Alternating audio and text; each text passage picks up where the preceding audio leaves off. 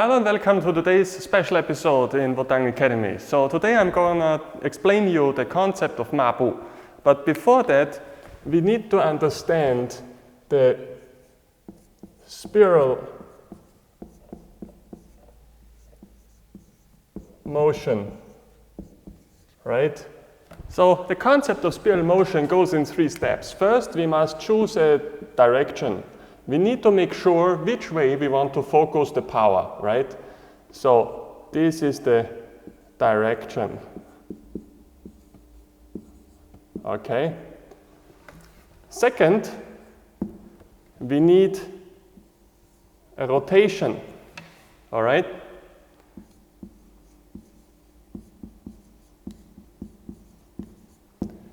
Rotation is to stabilize our focus where we want to go power. And the third is the power itself.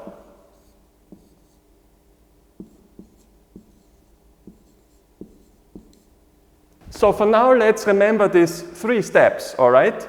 We focus which way we want to go. We use the rotation to stabilize our power. The power comes from qi, means also from breathing. So what is important to really have a clear direction is a stable and calm position. What is important for having rotation? You need to be flexible and relaxed and don't add unnecessary tension in your posture. What is important for the power? Of course, your Qigong practice.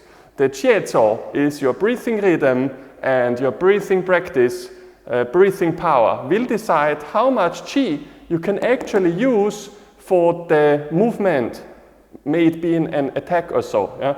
But this is the spiral motion that is used in internal arts to bring out the maximum power focused on one point by using your whole body from the internal movement. So we remember the spiral motion now, right? So now let's go to the doctrine for our center. The most important question is now, how can I control my center point? So again, when this is a human being, yeah, here are the feet and the hands, and it's depending how he stands straight. When you see here, the spiral motion comes from the roots. And the root is always, of course, your feet, right? So the placement of the root, where the gravity center is placed on the root, is very important. And the thing that controls it is the most outside part from the root. This means is your 𝐷𝐸. Basically, you can make it more simplified. Instead of saying, okay, the 𝐷𝐸 is the highest point. Let's say we're controlling our head, right? So by controlling our head, the more we move the head to forward side, the more we shift our center point from 50-50 or from the heel or slightly forward. You can control also some Tai Chi schools call it the crown, right? You can control the crown, the 𝐷𝐸, your head. You can see how you want, but I'd say let's simplify it. So by controlling the position of your head, you're controlling the position of your gravity center. And when you can control this, you know which way you're going to really execute power in the principles of the spiral motion. So this is what you practice in Tai Chi, right? In Tai Chi, you are practicing to stand straight with your head position leading the intention and placement of your posture by bringing the gravity center to 50-50% on your feet. The 50% point is the point that keeps you the most stable and is probably the thing you use in Tai Chi most, because Tai Chi mostly uses only stable positions, right? But this quickly changes when you go into other forms, in Kung Fu forms, where you either way want to be very defensive, bringing power backward, or you want to be offensive, bringing power forward. But again, don't do it too much. you will have a problem. So now let's go to the actual point of the video. We are talking about the Mabu. Also the Horsestance, right? When we look at the Horsestance, it looks like this, right? We're always here, and the legs are in a horizontal position. But now how we change our center point to be effective? When we're looking at amateurs, the Mabu often looks like so, you see.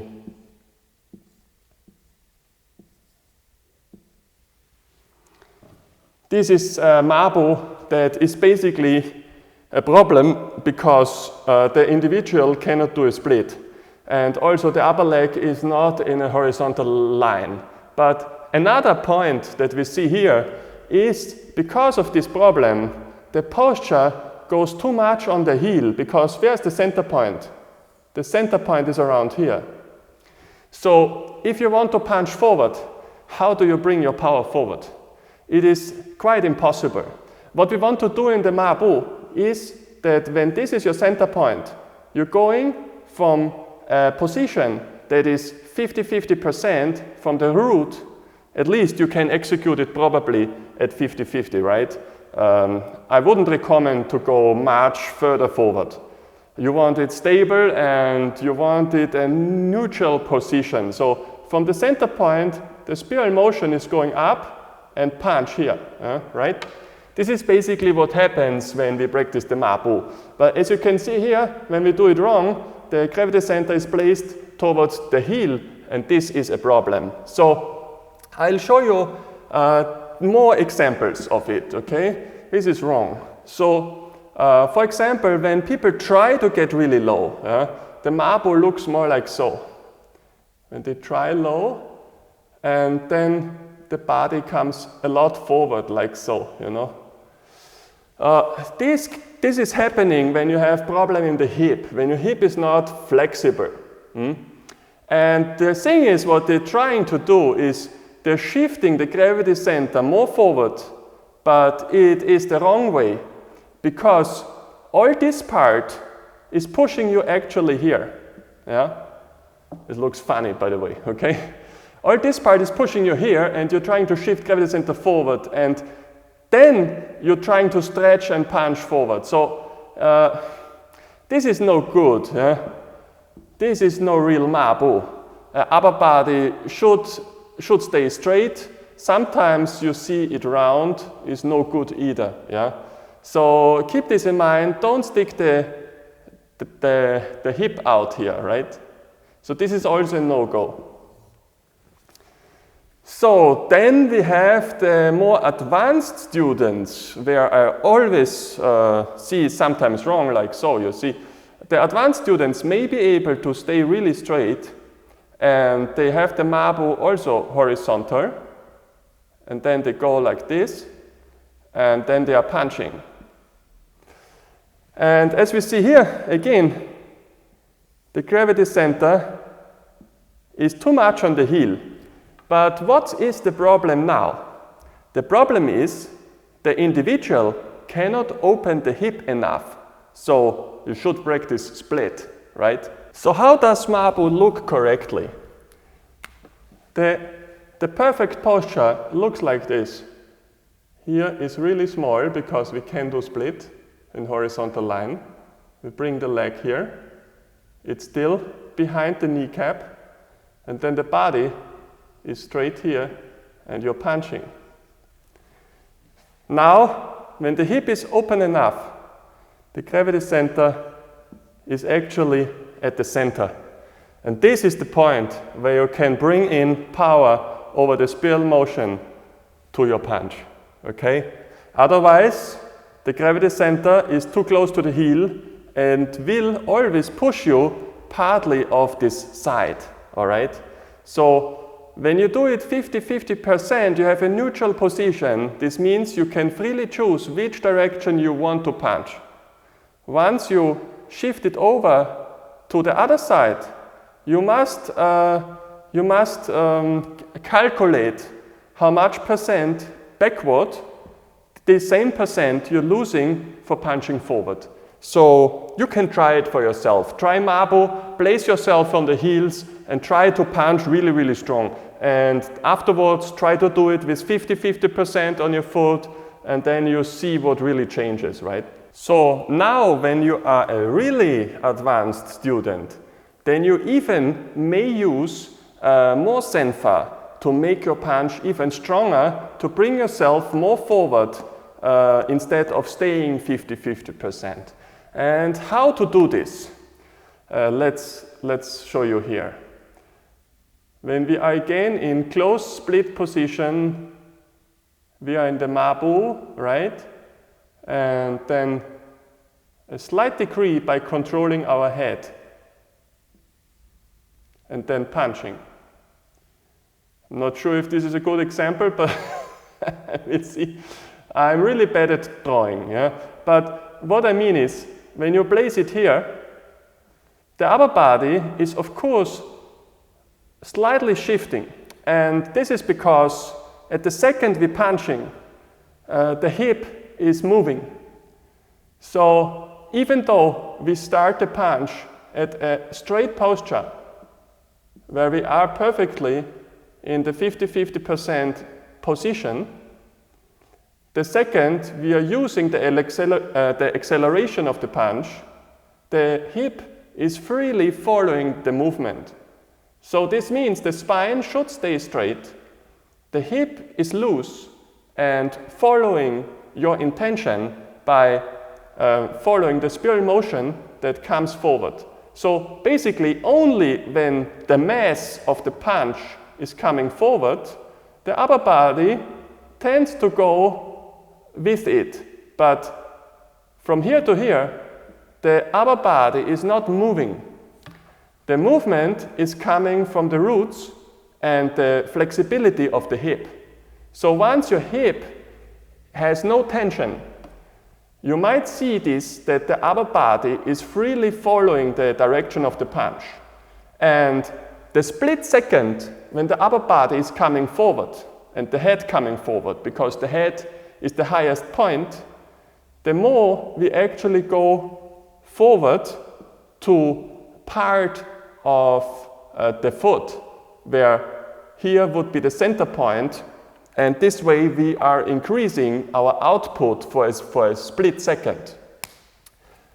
I don't recommend to actually root your position here, because then the enemy can pull you forward. But if you're doing it for a split second to be powerful and still keep your rooting here, then this is actually fine. You can try this out by trying to relax, but again the requirement is that you can actually use the position. So it means you must be able to do split or be very, very close to using a split. So this is actually a very bad drawing, but I hope you understand it. Yes, you're coming from a straight posture, and the thing that is changing is when we do the punch, the upper body is simply accelerated by the punch from the rooting, and then the gravity center is not the same anymore. So this way is all right. Now, there are some people that think, okay, I can do this, but then there is the problem. The problem is when something like so happens, you see here.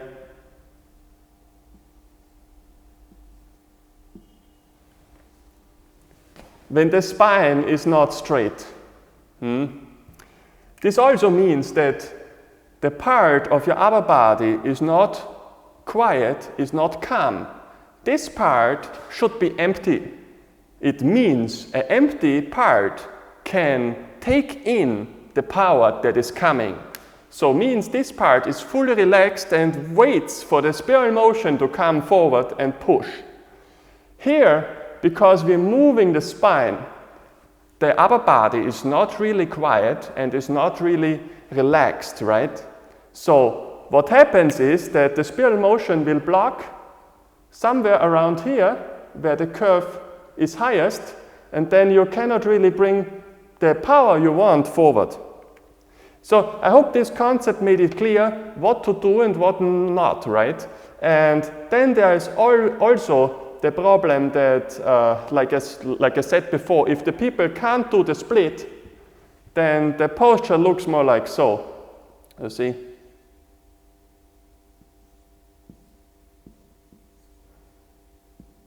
Here, they are bringing the hip out because they cannot do the split. They try to compensate by keeping the angle closer. And this way, the hip comes out. The problem is, by sticking your hip out, you again shifting your gravity center back to the other side. And if you try to do it so that you have 50-50%, it's still very uncomfortable because the punch can't reach the same range, right? So this is also a no-go. And of course, you will have lower back injury if you keep doing it this way, right? So this is certainly a version that needs to be corrected when students attempt it. And maybe some students are not even aware of it, right? So this is why I always tell you, when you do this, try to get out the smartphone, film yourself and look at your posture. So let's give you an example, all right? When I'm in Mabu position, like so, yeah, right? Now, I'm here on the heel, right? Now I'm going straight by opening up the hip and keep the hip inside. The hip is now fully inside. Look how it looks like when I put the hip out. See here? Hip out, right? Hip in, hip out, hip in, right? And what we need to do is, when you're punching, you want to be flexible. The hip needs to turn, and punching, you bring it forward, you see? This way, you're bringing the gravity center slightly forward instead of keeping it 50-50% between your feet. Again, out, in. Understand? I also have another explanation that might explain the confusion what the Mabu brings to you. Yeah? And please don't take it personal, it's very simplified, and I'm just saying, okay, most people on the street don't have in their pants, right? They are mostly flat. So you need to exercise. This is what the Mabu also helps you, right? To the Mabu practice, you get very strong and you get shape, right? So the muscle is holding your Mabu. So the episode is already awkward enough, so let's add to it, right? There is one thing that all coaches in 𝐸𝐴 have in common. We have very strong legs because we practice posture. Posture is the founding of the martial art in Wudang and also Shaolin. So all the original martial art are based on very strong positions. And you can compare yourself to it if we go through the thickest point of my upper leg. We are looking at, let's put it close, around, wait, alone is really hard. We're looking at 67 centimeters around, you know. It's not really holding here. Alone is really hard. 69, sorry, yes, you see here. The thickest part of my upper leg is 69 centimeters. Try to compare it, and then you know if you need to practice more Mabu. So I hope today's episode was worth it to you. Because of that we couldn't advance in the 𝐸𝐴, and we're probably gonna do that tomorrow. But I hope it's now more clear, and in our school you learn the proper Mabu. If there's a school where you want to learn that, then of course it's ours, because the Wudang 𝐸𝐴 is focusing on the basic posture since we started, so we're gonna learn that. There are different Mabu styles in different schools, but mostly they are changed because of convenience. All other things are mostly easier, you know. And we are not going for the convenience, we are going for the internal principles, for the internal arts. And I hope today's episode made it clear to you and help you in further practicing the Mabu position. So thank you for watching, and see you soon, probably tomorrow, for the next 𝐸𝐴 form. Goodbye.